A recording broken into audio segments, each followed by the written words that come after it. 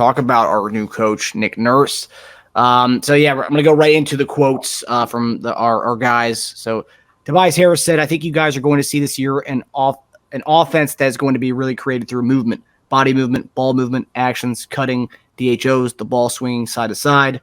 Joel Embiid on the difference in the offense versus previous years. I love it, and we all love it. I think this is the best way to win."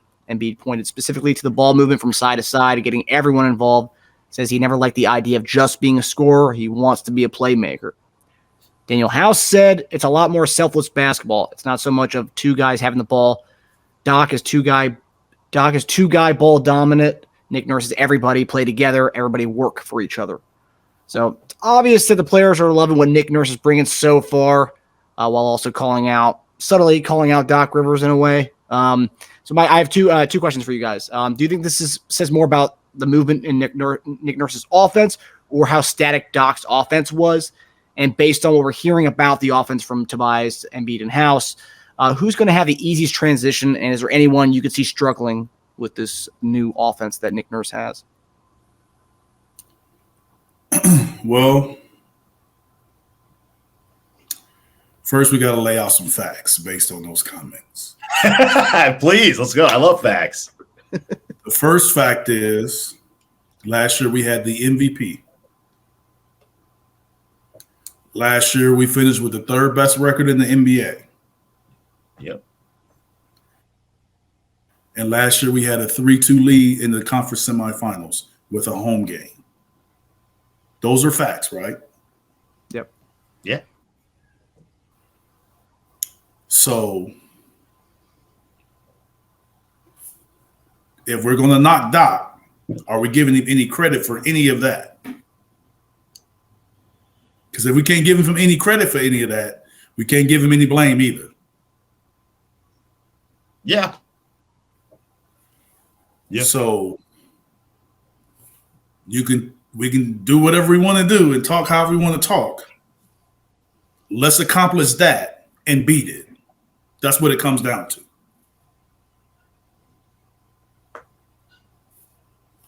So it's just talk to me. It's talk. Like I'm looking at a Boston Celtic team and a Milwaukee Bucks team that I felt got better. And, a lot better. And one of them got a new head coach. One of them got a second-year head coach. But we don't hear no shots about the old coach. I just don't get it. Like, if you want to move on, you say you're moving on, then move on. Like, yeah. But Nick Nurse is the same coach that was in Toronto that y'all didn't say how great the offense was when we beat them. I don't like it. Like, I don't like when guys do that. I really, as you can tell, I don't like that. I don't think it's necessary. So I really don't care for guys to make those comments as if now that Doc's gone, this is all we needed. Like, what, you got to own some stuff too now. So I'm not with that. That's my comment on that. It's almost like they used this as a way to complain about Doc. He's not there. That season's over. So first it was Ben, now it's Doc. Like, then it's going to be James. So come on, man. Stop with all the excuses. Just play. At the end of the day, with Doc, we had a 3-2 lead in the conference finals and a home game. That's just this last year. You want to go back the last 3 years? I'm just talking about last year. Yeah. Because we got Daniel House is saying something. Daniel's only been there 1 year. So I'm saying true. Even a guy like Daniel House is saying someone who's only been there 1 year, this is what we had last season. Oh. So you win that one game that everybody thought we could win. We're in the conference finals. Mm-hmm. Well, y'all should win the championship now. We should win the championship now. Because we got a coach that's doing all this movement and all this, doing all this stuff that they like to do, and they can play so many different positions and they can do everything. Then Well, okay, so all right, conference finals and championship, it is. Yeah. Because he's better than Doc. The offense is better now. The defense is going to be better. We're going to try all these different things. So, all right. Pretty much the same team on the expectations are now. Huh? Pretty much the same team on the floor. I know where my expectations are. They said it. I didn't. I'm just going by what they say. I'm taking the facts from last year and what they're saying now. If you're saying it's better, you're going to play better. If you're playing better, then I expect more. Yeah. Now, all that aside, do you think any of it is valid? Do you think Doc was doing too much two-man?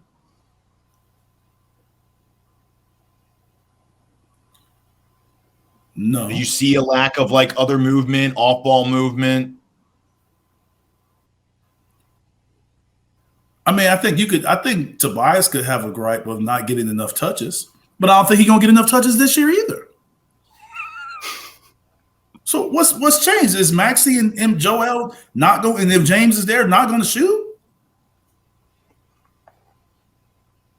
And you got a new guy that's coming to average 20 points. Is he not gonna shoot either? So where's the shots going to come from in this new offense? Like, at the end of the day, you're trying to get an isolation, catch and shoot, pick and roll, post up, all to get a one-on-one or an advantage to get somebody an open shot. That's what you're trying to do with any action that you have. It doesn't matter what the action is.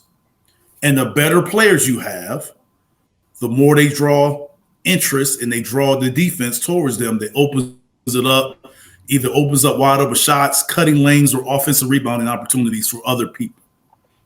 They attract the defense. Steph Curry, all these guys that are that good, they attract the defense even without the ball, or when they have the ball, they're shrinking the defense, they're pulling guys in.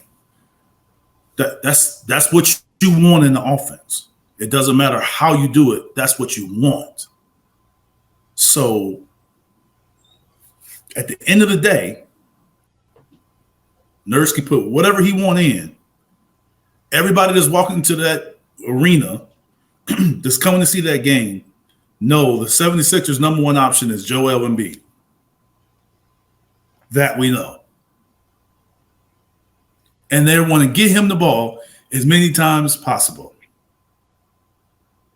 However you want to do it.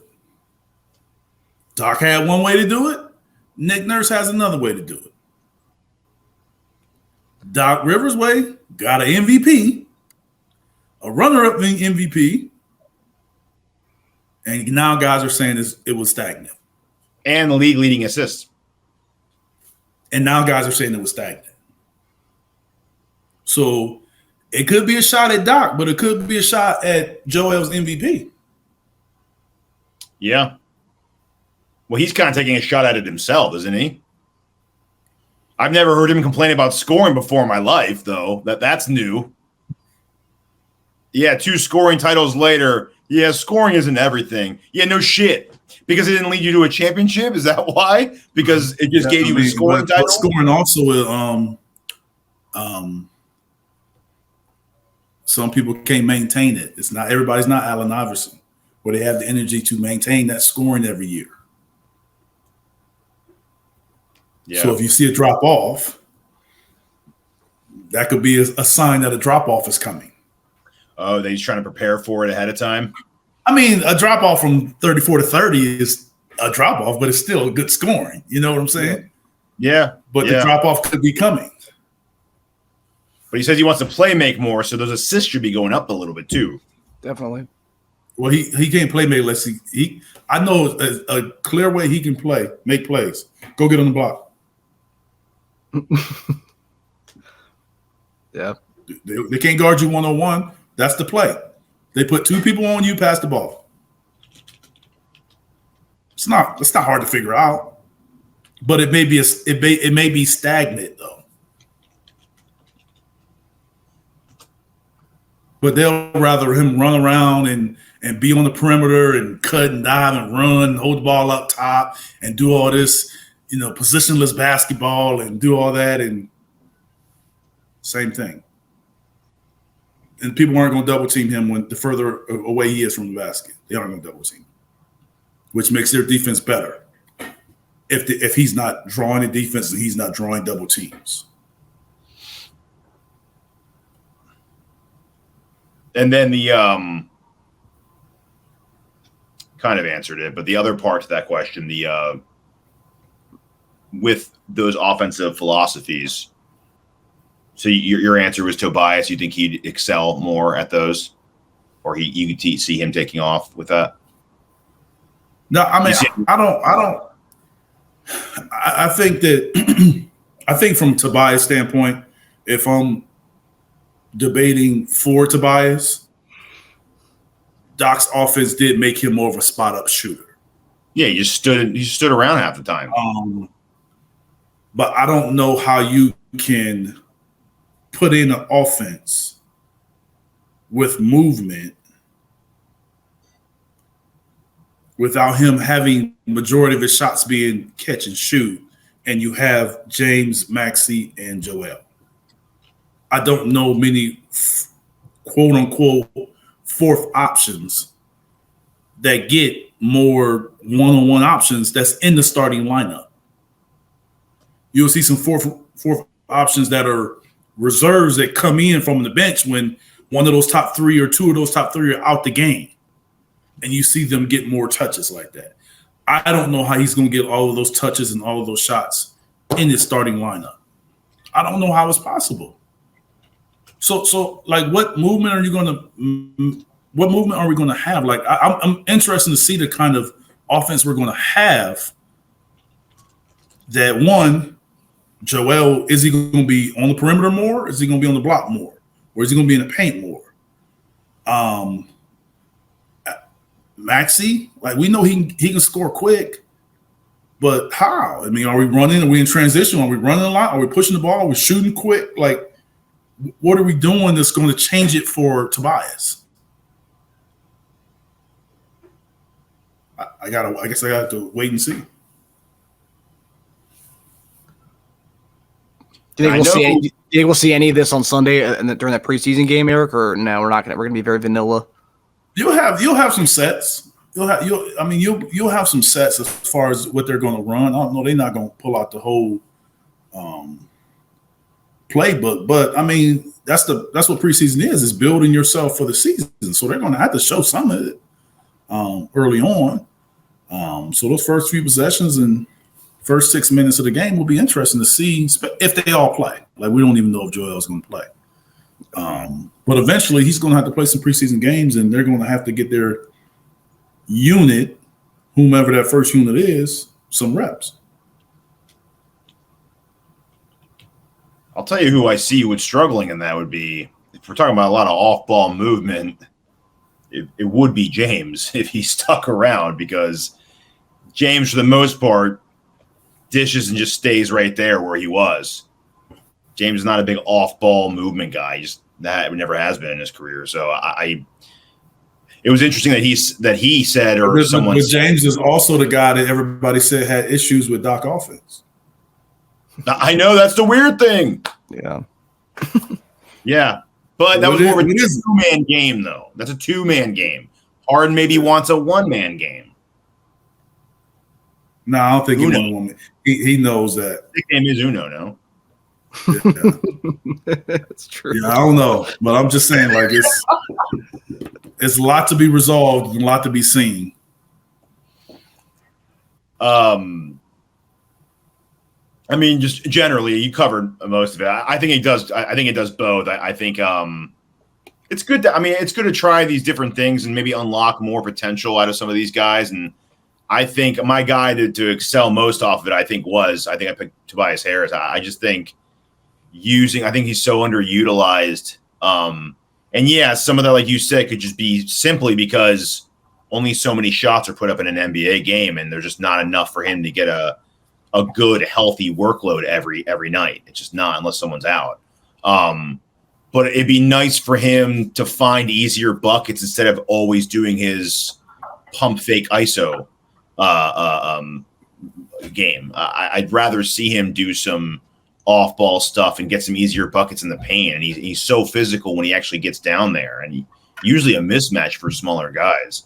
And for Maxey too, if he's going to learn to be a little more of a distributor, that might make it a lot easier instead of just going ISO every time, right? So, as far as guys who would struggle, like I already said, James, because he has struggled in that. But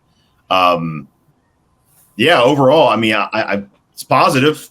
I just when I first saw it, especially from House, it just sounded like he used that as a way to complain about Doc's old systems, and it's like, at least he didn't say, "Well, Doc was here." They all waited for Doc to go before they said all this. Yeah, I do prefer that. We'll see. I wouldn't want them complaining while the coach is still there. That would be bad. Yeah, well, yeah, obviously. But if we were a bad team, you probably would have seen that, though. If we weren't a top 3 seed in the East, you probably would have seen some of that. Yeah. The playmaking comment from Embiid is interesting, though, because this is the second time he's alluded to that since the season ended. Remember when when postseason was over, when we lost that last game, in his press conference, he said he wanted to do more of that. He sees Jokic and he wants to kind of implement more of that to his game. It's the second time he's mentioned that in this offseason. And maybe so, which tells me that he wants to be on the perimeter. Yeah, and that's what do you think about that, Eric? Not where I want him. I'm just saying that's what if you talking about playmaking, like it's just different how people view the word playmaking. Like when you think of playmaking, you think of Magic Johnson, you think of him dribbling and throwing these passes and all of this stuff. If you think of LeBron James, you think of him throwing passes, but also attacking the rim and just being bigger and athletic and finding guys. When you think of somebody different, like Steph Curry, playmaking for him is not always having the ball. It's just his ability to shoot and how much attention he attracts setting a screen. Even as simple as setting a screen, he draws a crowd because, they can mess up the switch or this and that. So when we think of Joel, and I know he's different than all of those guys, but when we think of him, how do you envision playmaking going?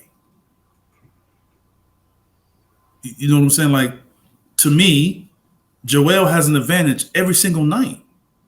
So the more he gets in the paint, he don't necessarily on the block. The more he gets in the paint, the more he has a advantage. That is making plays. Yeah. Your positioning on the court can make plays. Yeah. But I've always said that's work. That's work. That's a different kind of work for you to do that over and over and over again every night. Mm-hmm. But that is playmaking. But people envision when you think playmaking that you got to be out on the perimeter and you got to be this guy that's big and he's able to shoot a 3 and stand out there and dribble and make they're both playmaking. Yeah. Yeah. I agree.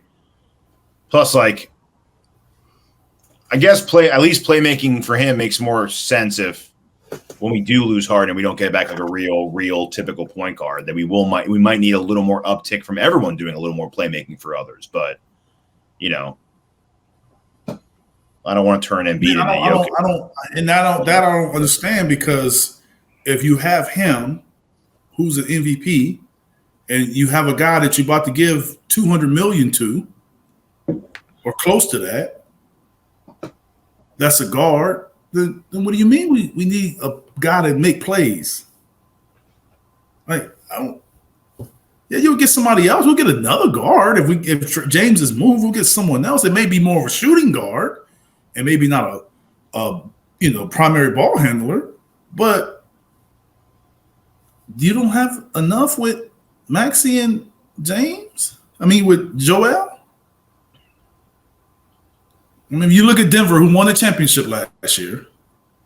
They have Jokic, and we always want to compare Joel to Jokic, and they have Jamal Murray. Maxey is, in my opinion, a younger mode of him, Jamal Murray. They're not necessarily game the same, but it would not shock me if Maxey took that kind of leap. No, it's not a bad comp at all. I don't think.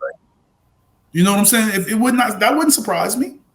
Because a lot of people didn't necessarily, what Jamal Murray ended up doing, especially off of injury, shocks a lot of people.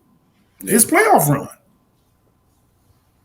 So what is the, like, that's what their I'm saying. Stats, like, their stats are pretty similar now. Forget about that's what I'm jump. saying. So so that's what I'm saying. So what do you mean, like the playmaking? Like I don't get it, because we've seen a team win a championship with that kind of mode that we have already.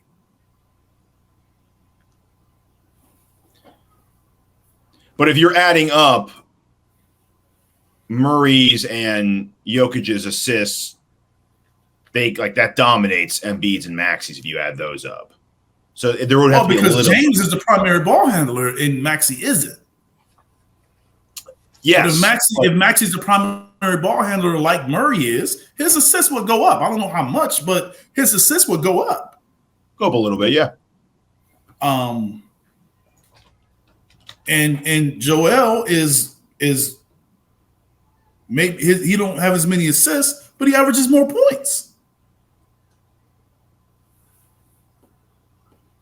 Yeah. So he averaged 20 and 3.5. Maxey did. Go to 5. They can go to 5. Easily go to 5 if he's a primary ball handler. It's not easy to go to 5 if James Harden has the ball. No way. It won't. Yeah, it wouldn't. I don't think. And then Embiid 33 and 4, and he's been at 4 for the last 2 years. 5 or 6. That can easily be done. Yeah. If he gets in the paint.